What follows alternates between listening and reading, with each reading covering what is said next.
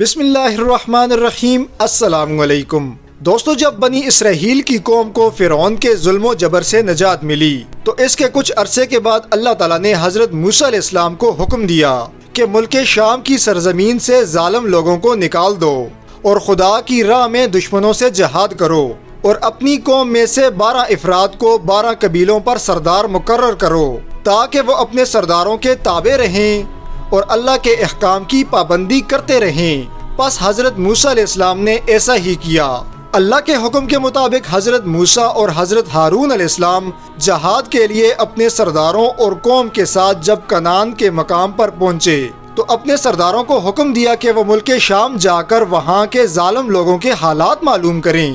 جب یہ لوگ وہاں پہنچے اور وہاں کے حالات معلوم کیے تو انہوں نے وہاں ایک بہت بڑے قد و قامت والا انسان دیکھا جس کا نام اوج بن عنق تھا۔ اوج بن عنق حضرت آدم علیہ السلام کے زمانے سے لے کر حضرت موسیٰ علیہ السلام کے زمانے تک زندہ رہا۔ اس کی عمر تقریباً 3600 سال تھی۔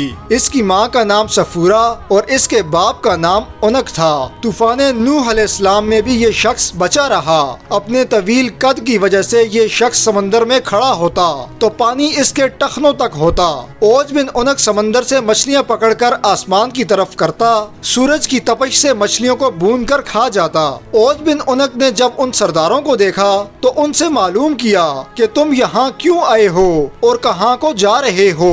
ان سرداروں نے جب اسے اپنا حال بتایا تو اس نے سب کو پکڑ لیا اور اپنی بیوی کو دکھانے کے لیے لے گیا اور اپنی بیوی سے کہنے لگا، یہ دیکھو یہ سب مجھ سے لڑنے کے لیے آئے ہیں۔ یہ کہہ کر انہیں زمین پر رکھ دیا اور چونٹی کی طرح پاؤں سے مسلنے لگا تو اس کی بیوی نے کہا، ان کو چھوڑ دو، یہ کمزور ہیں، خود بخود ہی واپس چلے جائیں گے، تجھ کو انہیں مارنے سے کیا فائدہ ہوگا۔ پس وہاں سے واپس آ کر انہوں نے ملک شام کی ساری باتیں اور دشمن کی قوت کے بارے میں حضرت موسیٰ علیہ السلام کو بتا دیں اور بیان کیا، وہاں کے پھل بڑے ہیں، اگر ایک دانہ انار کا نکال لیں تو آدمی سیر ہو جائے، اور اگر انگور کا ایک دانہ کھایا جائے تو پھر دوسرا دانہ کھانے کی ضرورت نہ ہوگی۔ جو نشانیاں اور پھل فروٹ وہ اپنے ساتھ لائے وہ حضرت موسیٰ علیہ السلام کو پیش کر دیے۔ حضرت موسیٰ علیہ السلام نے اپنے سرداروں سے کہا، یہ باتیں اپنی قوم کے لوگوں کو مت بتانا کہ دشمن کی قوت کتنی ہے، کیونکہ یہ لوگ تو پہلے سے ہی بزدل ہیں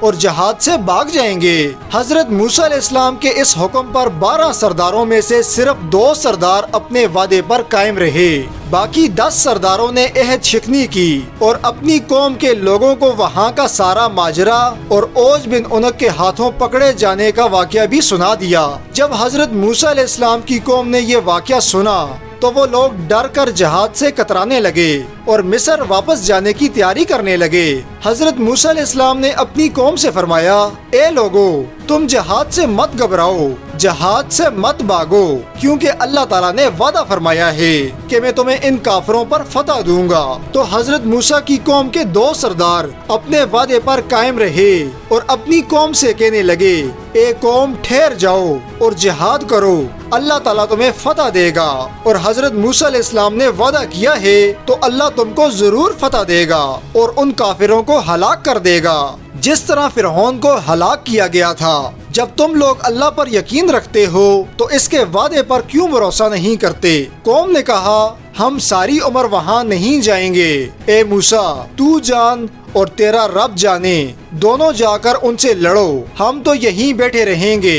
حضرت موسیٰ علیہ السلام نے ان سے غصہ ہو کر اللہ تعالیٰ سے بد دعا کی، جس کی وجہ سے شام کی فتح میں 40 سال تک تاخیر ہوئی۔ اس مدت میں بنی اسرائیل کے نافرمان لوگ جنگلوں میں بھٹکتے رہے۔ دوسری طرف جب حضرت موسیٰ علیہ السلام ہاتھ میں اپنا عصا لیے ہوئے حضرت ہارون علیہ السلام کے ہمراہ ملک شام روانہ ہو گئے، حضرت موسیٰ علیہ السلام کی باغی قوم نے بنی اسرائیل نے واپس جانے کا ارادہ کیا۔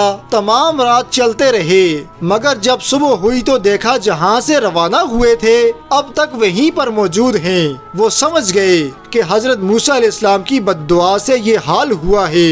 تب ایک سردار نے ان سے کہا، اس میدان میں ٹھہر جاؤ اور صبر کرو اور استغفار پڑھو جب تک حضرت موسیٰ علیہ السلام شام فتح کر کے واپس نہ آ جائیں۔ بنی اسرائیل کی قوم کے 6 لاکھ افراد حضرت موسیٰ علیہ السلام کی بد دعا سے 40 سال تک اس جگہ سے نکل نہ سکے۔